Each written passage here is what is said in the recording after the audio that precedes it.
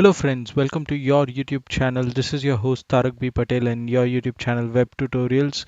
In this video we are going to discuss about HTML elements, the attributes and the display types. Don't forget to share, subscribe and like this channel and let's go.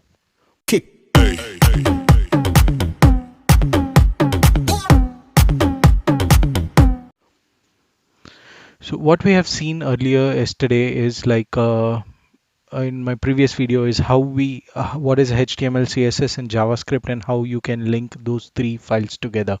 Today we'll be seeing what are the HTML elements. So first of all, let's categorize HTML elements. HTML elements can be categorized into following ways. It can be a basic HTML element. So whatever we have already done covered like doc type, HTML head, all these are like basic HTML elements. For example, this doc type is an HTML element and the HTML that is mentioned here is an attribute. This HTML is an HTML element and lang is equal to en is an attribute. Attribute is defined as it gives details about that particular element. Okay, so head is an HTML element, meta tag is an HTML element, title is an HTML element, whereas character is equal to UTF-8 is an attribute. Attribute can also be divided into three different categories. One is like you have general attribute that is related to your particular tags or HTML elements. Say for example, for image tag you have source and uh, alt attribute which is very essential. So for link tag you have a href, very essentials. So those are element specific attributes. There are some attributes which are global, which are available for all the elements. Some of the example of those attributes are class and id, and you also have the attribute. The third attribute that we see in general is like event attributes. That is like you can have your keyboard events like key press or key up and key down events. You have mouse click events, you have double click events, you have form events like on submit, and those kind of event attributes can also be there along with your elements. Okay. And the third thing that we'll be seeing in this particular video is we'll be dealing with display types. So what are the different display types and how are each element displayed on the particular browser? So by default, if you see the basic HTML, if we take it just the bare bones of HTML, if we see the head element has a display type of none. So there are basically four display types. One is none. The second thing is a block level element. What a block level element is, it covers the entire width of the screen and it pushes anything next to it to the new line. Okay, and then you have an inline element which itself states like it follows in line. So whatever is the previous element, it will continue along with that. If the previous element is an inline element, you will not see any, it will not go back automatically to the next line, it will continue in the same line. And the fourth type of display element is like inline block. So the difference between an inline and a block element is like the block element can have height and the width and the inline element cannot. So in order to make sure like you have even the inline elements, you can change using CSS. You can add height and the width to even the inline element if you change the display type to inline block. So the default example of an inline block element would be an image element. Okay, so this is the basics of the difference between display types, your attributes and the elements. So now let's see most of the general elements that are available. Okay, so first of all we have the heading tag. So in the head we have seen the title body. In the body, the first thing we need to see is like heading tags. So heading tags can be defined in anywhere in between h1 to h6 tags. So what it does is, let me type it here. So basically if you see, it defines it has an emphasis on the text, so it increases and decreases the text according to it. uh, the heading tag h1 is more emphasized. That means that is the main part, and then you can have subdivisions and sub headings under H2, H3, H4, H5, H6. So there are six heading tags. There is no H7, H8. So only up to six. And then you have paragraph tags. So let me type five paragraphs and let me say this is paragraph.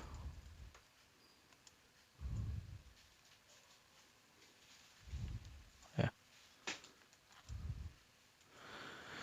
So if you see, paragraph is also a block level element. So basically each paragraph is written in a new different line. I'm not telling like since we have written in a different line, it's writing in a different line. Let's delete this and show you. It will still be displayed in a different line because these are block level elements. So let's see it in our inspector.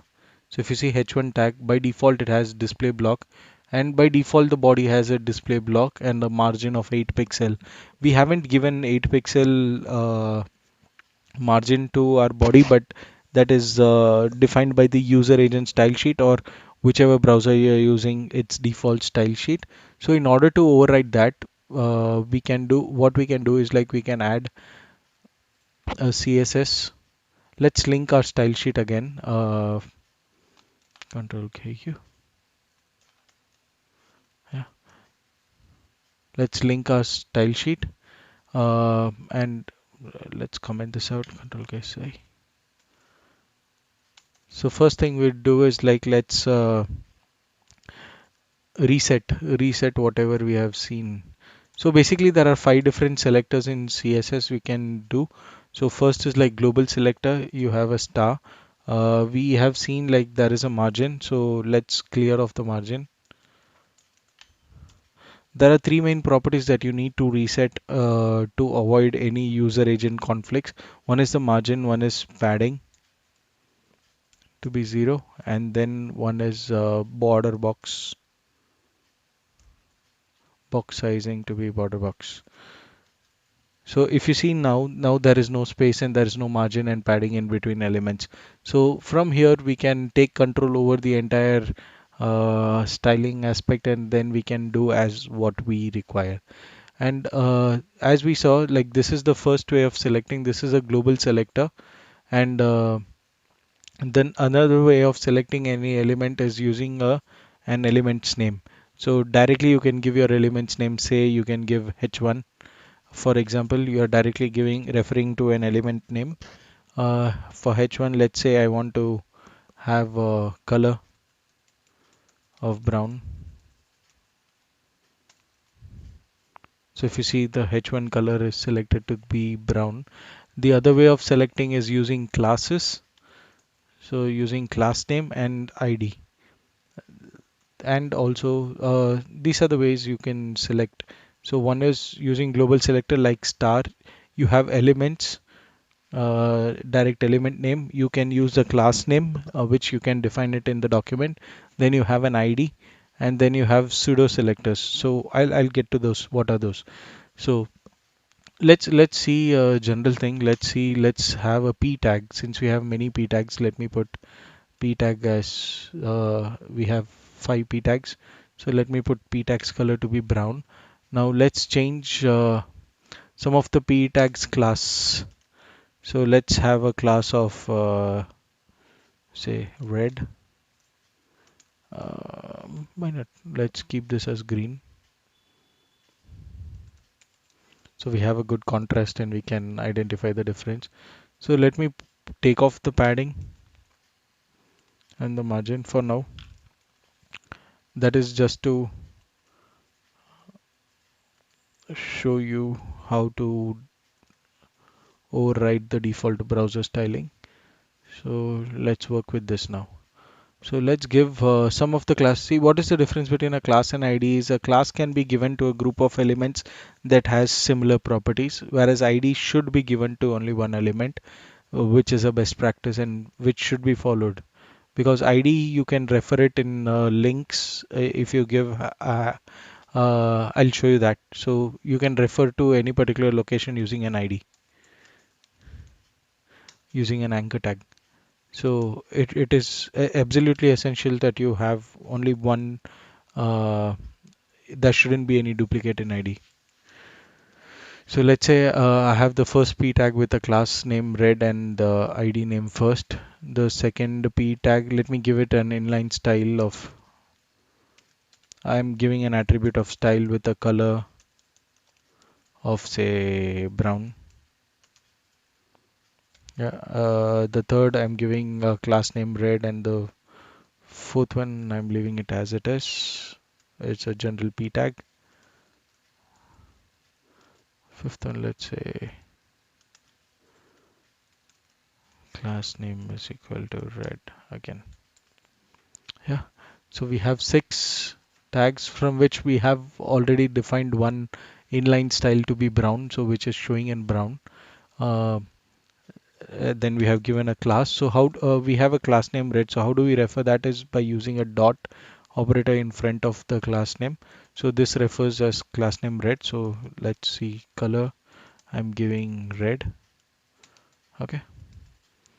And how do you select an ID? An ID can be selected using hash first or the pound key. Not the pound key, it's a hash uh, first. And here let me say the color to be pink. So if you see the first paragraph, which is this one with an ID, though we have given both the ID and the class for the first one, the ID is more preferred because this is where we come with a term of CSS specificity. uh, the element has the least specific value, so it will get overridden. Class has higher specific value than the element, and then you have the ID which is higher than class specific value. So in order to override the specificity, you can have something called as like important. So basically, if you put that as important, then you are telling like throw away all the specificity. I want this to be the most important part in the specific order. So this will become the topmost priority. Say the element has become a highly specific part in it. What happens if I put important in all of the, not only the first one but also the ID? So if you see, the ID will override because now since both are important, now again it will start following the specificity rules. So it's better to avoid using important until or unless you know absolutely what you're going to do with your style and you're going to keep it important. So if I say red to be important, since our first ID also has a class name red, so ultimately that will not change to pink, it will also stay as red.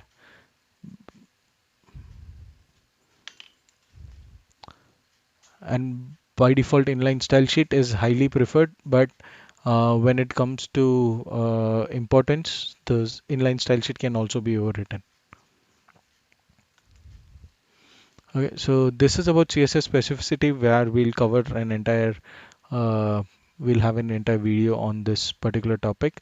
And to see those videos, also don't forget to subscribe and hit on the bell icon. So we'll cover that. Then we said like there are pseudo selectors. Say for example, you have an h tag. Let's say you have an attribute tag with a link. Okay, let's say I want to refer this link to be first. Yeah. So basically what happens here is like, uh, yep, hashtag first. So here you are referring to this element ID. Okay. So we can give it an, let's discuss about this attribute as well. Let's think about event attributes also. On click, let's say on click event, on click. Let's call an function, say change color. Yeah. Or just say like shout out. So we are calling a function called shout out and say just click me. Okay, so what we are going to do right now is like we have an a anchor element just click me, but basically we haven't written any function right now. So let's unlock this. We have linked our JavaScript externally, so let's also link our JavaScript back. And I have written a very basic window alert, but let's say on click event, we have given an on click event. So let's do that. We have given an function name to be shout out.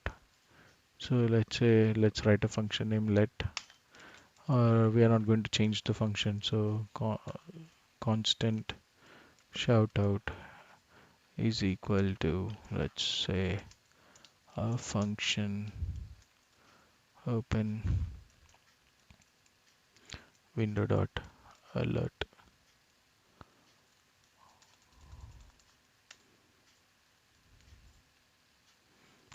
We can say, yeah, uh, window dot alert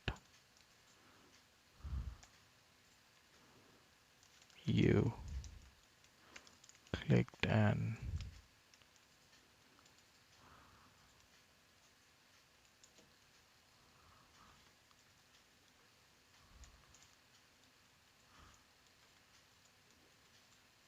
you clicked an anchor tag. It's very simple programming. Uh, just see, if you click this, you have clicked an anchor tag. So basically, this is an event attribute.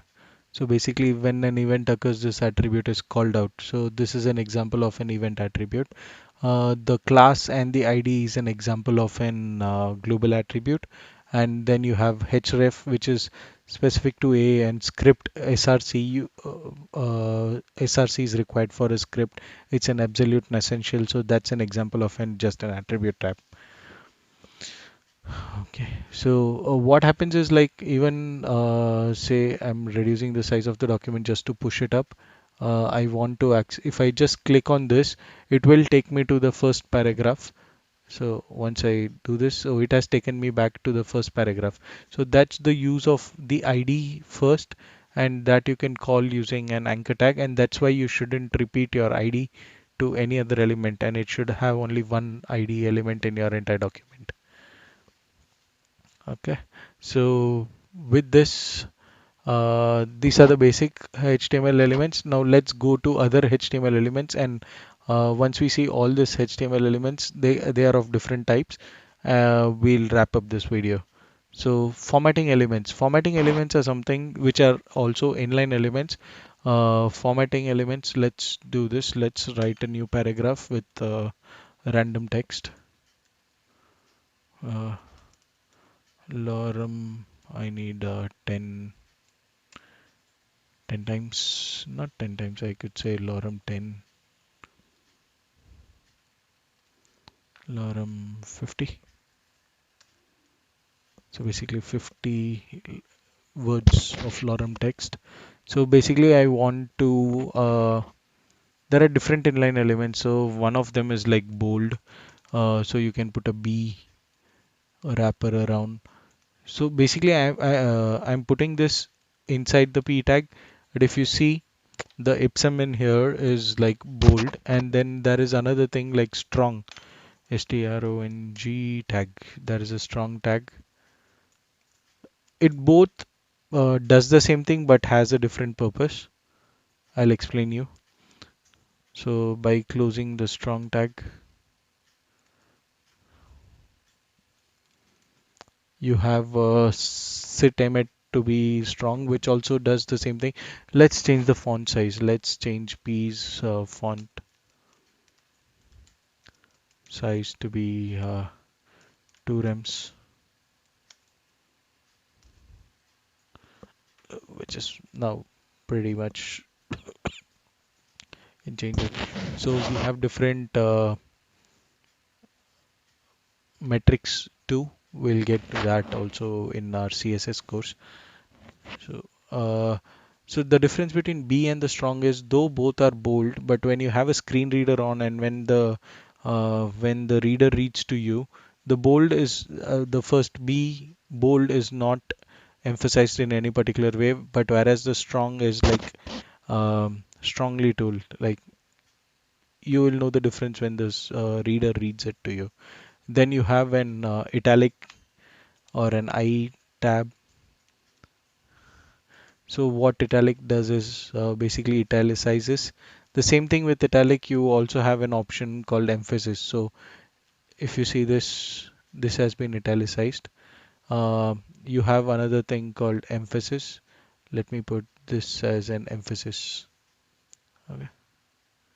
After helium, you have an emphasis tag. So, so again, emphasis and italic are almost similar. Like emphasis italicizes the words, but again, when your screen reader reads it out to you, it's entirely different. So now we want this question mark to be a kind of like subscript. So I want this to be below in a small letter, or let's say you want to write something like let's have another paragraph. So paragraph tag. Um, let's say I want to write x to the power uh, 2n to the base, like x to the base of 2n power 5n. So how do we do that? So you have something called subscript, so where you can put 2, and then you have superscript.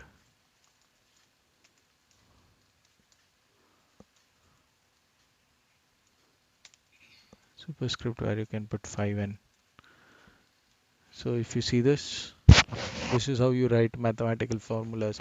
So you have subscript and superscript. Then you have something called strike. These are the most commonly used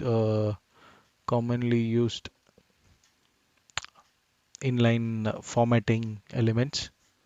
So in strike, what it does is let's do an example of strike 2. Say for example, you have it is referred by an just an S, the element S. So what happens is, say for example, you have an product for $50, but you are selling it for uh, $45. Okay, so you're giving a 5 rupee discount. So you want to say like 50 slashed the new price is 45. So you can say old price to be 50 and offer price to be 45. So then you have your inline break tag. So what it does is it pushes your content to the next line, no matter if it is within the block or it's an inline element, whatever it is, it will push it to the next line. So A is an inline element. You cannot give height and width to A, though you can have padding and margin, but you cannot give height and width to the A element. To view this, let me do a quick trick. Let's put an, so first let's delete all the user generate, the default style sheets that is given by the browser. Uh, and also let's add in border so that we can see the box in which it is. Let's have a red border of 1 pixel. It should be solid and important. So I want to override every other boxes.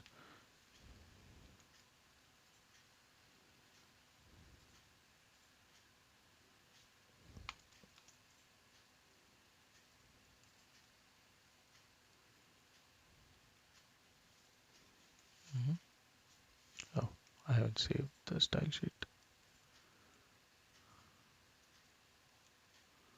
So where's the error coming?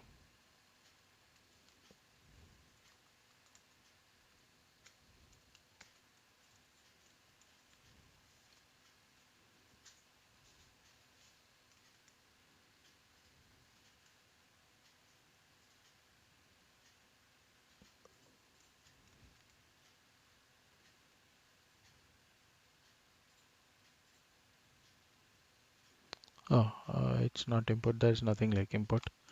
It's just important. Yeah. So basically, you see like this is an inline element. inline element. A anchor tag is also an inline element, so you see a click me. So if I say, let me select an anchor tag.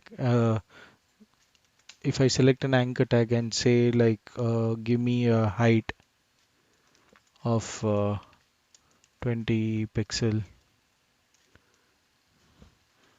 anchor tag heights 20 pixel, it doesn't do anything. It cannot do that. So give me a width of 500 pixel. The anchor tag is not moving an inch. So basically, the display type of an anchor tag by default, let's see here, is an inline element. Let's see, this is an height and width is not doing anything because by default if it is not mentioned, it takes as an inline element. So let's change the display type. As I said, we can switch around.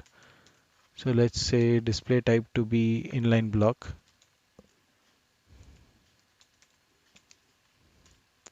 Say inline block now. You have the height and the width. So height 200 pixel. You have the height and the width. This box size has increased. Correct. So that's the difference between an inline element and an inline block element or a block element. A block element can also have a height and width, but the block element takes the entire width until or unless you have mentioned anything specific. Okay. So that pseudo selector is another thing. So if you see there is an underline uh, with the text, or like if I hover on this text, it should let me say first, let's increase the font size again. Uh, let's remove the display type block. Let's have padding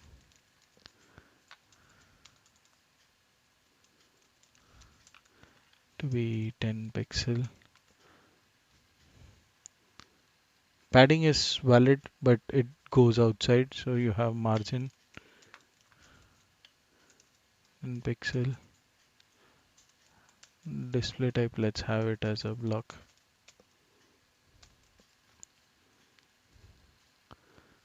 Yeah, so you have a margin of 10 pixels on all four sides, and you have a padding of 10 pixels inside. Uh, and to say text,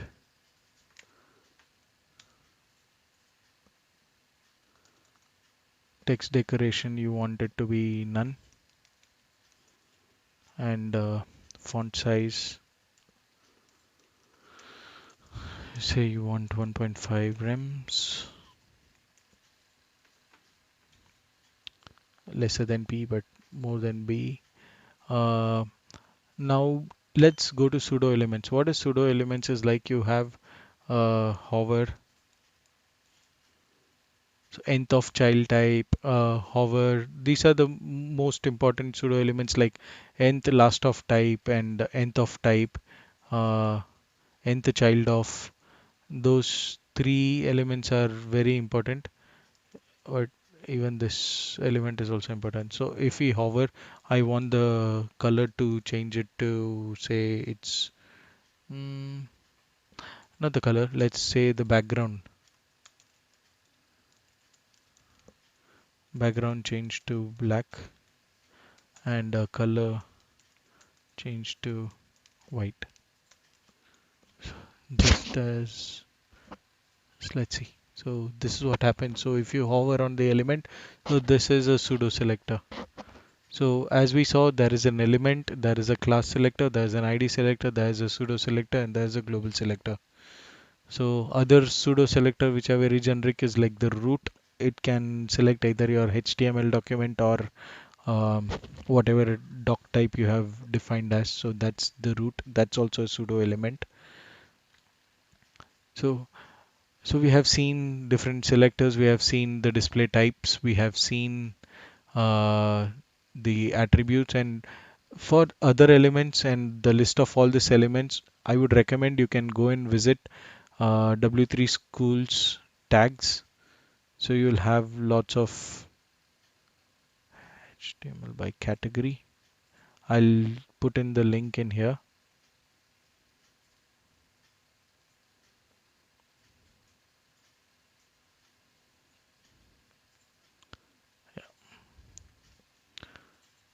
So let's add the link in here. I'll add the link in the description as well. So I'm going to add the link in here. So you can go to W3 Schools and search for tags HTML by category. If you search it, you will find all the different tags and its generic documentation. So formatting tags, as we have explained, the forms and inputs, like you create a form for collecting user data, frames running different images, displaying images on your web page, audios and links, again just like how YouTube does it. uh, Links, lists. List is also important, like you have named list, unnamed list, ordered list, unordered list. um, Navigation as a list. Style and semantics is like you have elements which defines the part of documents, like the header, the footer. You have sections, you have articles, you have posts, you have aside. So all these elements forms parts of styles and semantics. So I hope you have got a lot of information on this video, and if you like this video, don't forget to hit that like button, share this to your friends, and don't forget to subscribe and hit on the bell icon so that we can see you in the next video, and I'll make sure like it is more informative than this.